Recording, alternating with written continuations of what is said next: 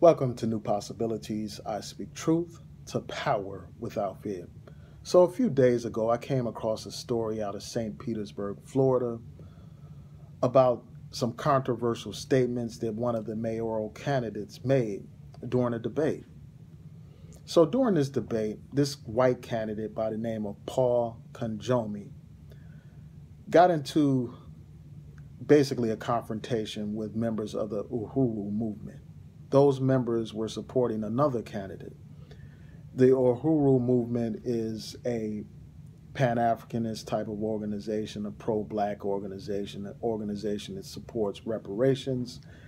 And so in response to this organization, this man said this. He said, "You already got your reparations in the form of the election of President Obama." Then he went on to say, if you don't like America, go back to Africa. So I want to take time to respond to this. I mean, obviously, just on his face, it's racist, it's stupid, and this man should be roundly condemned. No kind of racist person like this should even be in the mayoral race. So that's just off the top. I mean, that's just common sense. Everybody knows that stuff. But I want to take time right now to break down what this man said. First of all, we have to look at the definition of reparations. Reparations is defined as the making of amends for a wrong that has been done by paying money to someone or otherwise helping those who have been wronged. Just by that definition alone, the election of one man for 8 years is not reparations for slavery by any stretch of the imagination. Our people, our ancestors, were enslaved for hundreds of years. They were forced to work without any compensation for hundreds of years. They were beat for hundreds of years. They were raped for hundreds of years. They were psychologically abused in every way imaginable. They were castrated. Millions of our people died during the Middle Passage. They were thrown overboard and fed to the sharks.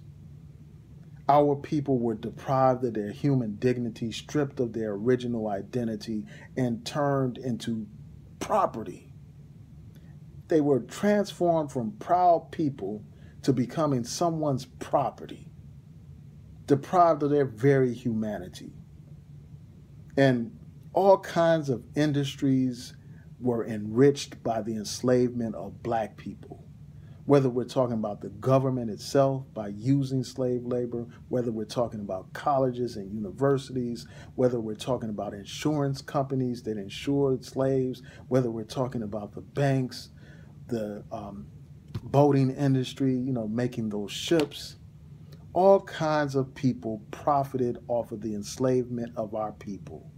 And those people who profited off of the enslavement of our people have unjust enrichment today because of what their ancestors did, because of the crimes that their ancestors committed against black people. So in addition to black people being enslaved for hundreds of years, black people were subjected to Jim Crow racism, segregated and humiliated, deprived of human dignity. So that suffering, that experience is not repaired by the election of one black man in the White House for 8 years. You know what that is? The election of a black man, it was a milestone in our history in this country, but it is not reparations by any stretch of the imagination. All it was, in many respects, is tokenism, symbolism. It doesn't compensate our people for the unjust enrichment that these slave masters and their sons and daughters have reaped. It doesn't compensate black people. It doesn't make things right. It doesn't address the wrong that was done to black people by any stretch of the imagination. It's like that analogy that Brother Malcolm made about the knife in the back. And before I get into that analogy, I'll just say this. The first thing I thought of when I heard that this guy was saying, talking about reparations, when he started talking about how we already have reparations, I thought he was going to cite some kind of examples that someone could use to make a reasonable argument, like, for instance, citing civil rights legislation or affirmative action or something like that. I thought that that's what he would be talking about. But even in those situations, it goes back to the analogy that Brother Malcolm laid out. Civil rights legislation, that is something that was needed, something that has helped improve the lives of black people, obviously, but it is not reparations by any stretch of the imagination. It is like somebody simply taking the knife out of our back. It is like somebody simply taking their foot off of our neck.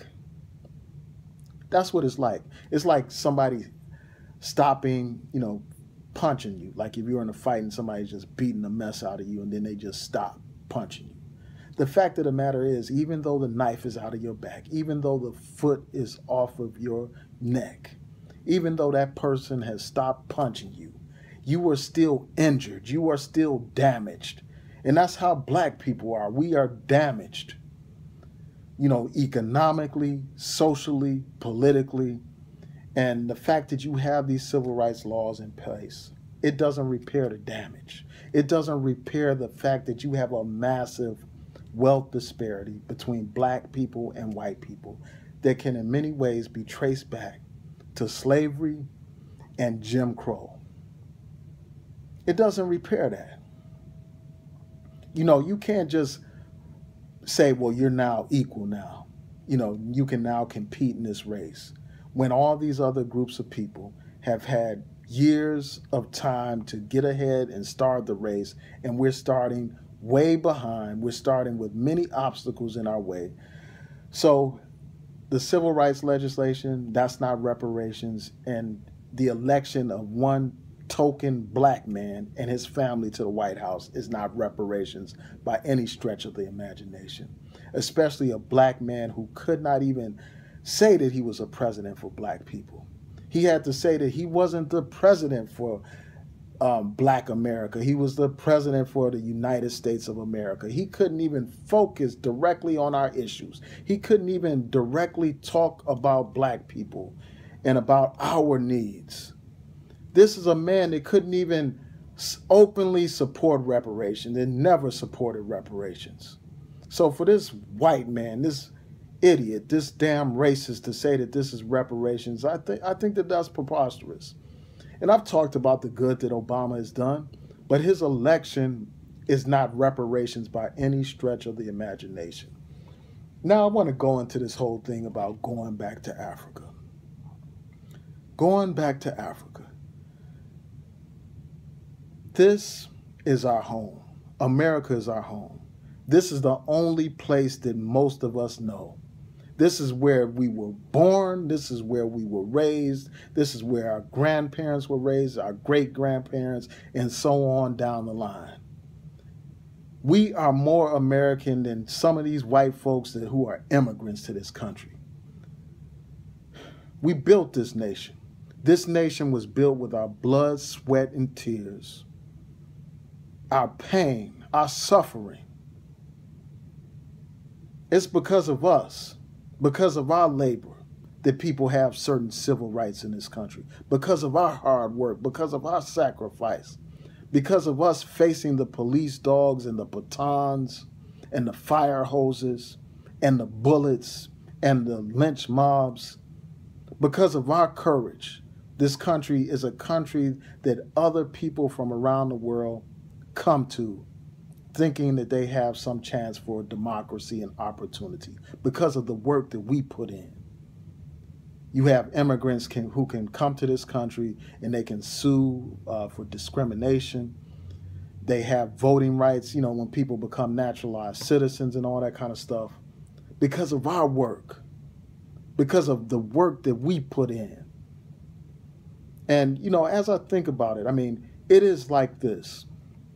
Imagine building a house, putting all your sweat, blood, and tears into building a house, making sure the foundation was right, painting it, decorating it, and then just turning that house over to somebody else who didn't put in the work, who didn't pay their dues. That's what it would be like if the African American were to just all of us just leave. We will be giving up that which we have fought for, that which we have died for. I mean, our people have fought in every single one of America's wars, from the Revolutionary War to the wars that are being waged today. No group of people is more loyal than black people. No group of people. I mean, despite the segregation that we faced, we were still trying to prove ourselves to these people. Still going abroad to fight for democracy when we didn't have democracy at home. You know, our people fought, like during the Civil War, our people fought for freedom. So we have fought in every single war. We have earned our right to be here. This is our country just as much as it is anybody's else, and we are not going anywhere.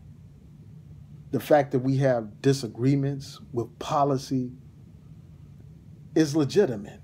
The fact that we have concerns about police killing us in these streets, that's legitimate. And you're not going to silence us by telling us to go back to Africa, because the masses of black people are not going back to Africa. We're going to be in your face whether you like it or not.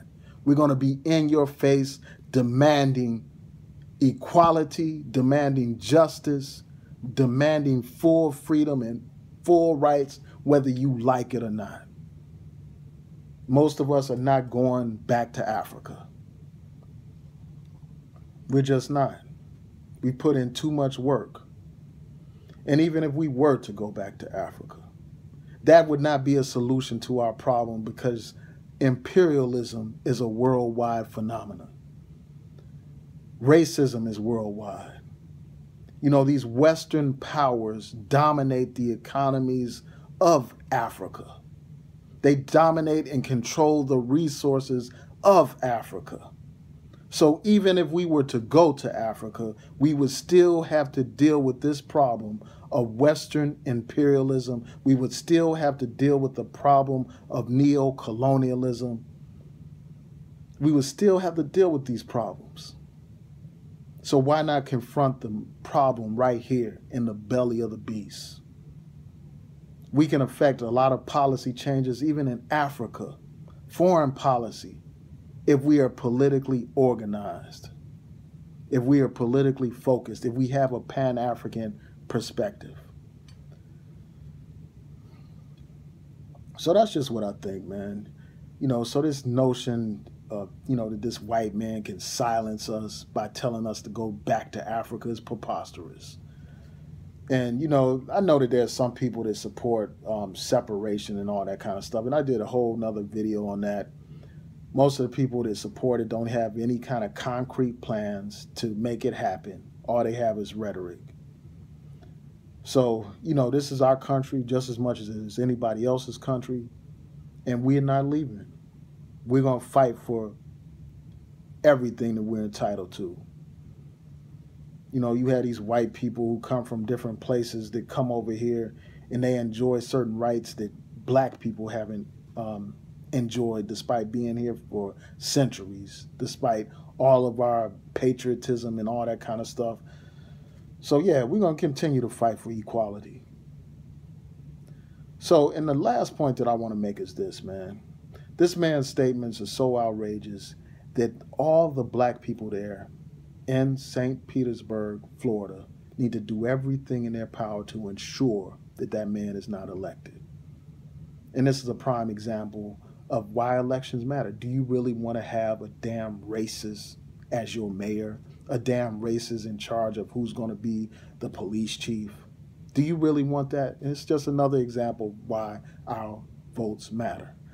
So those are my thoughts. Tell me what y'all think. Please rate, comment, and subscribe. Peace.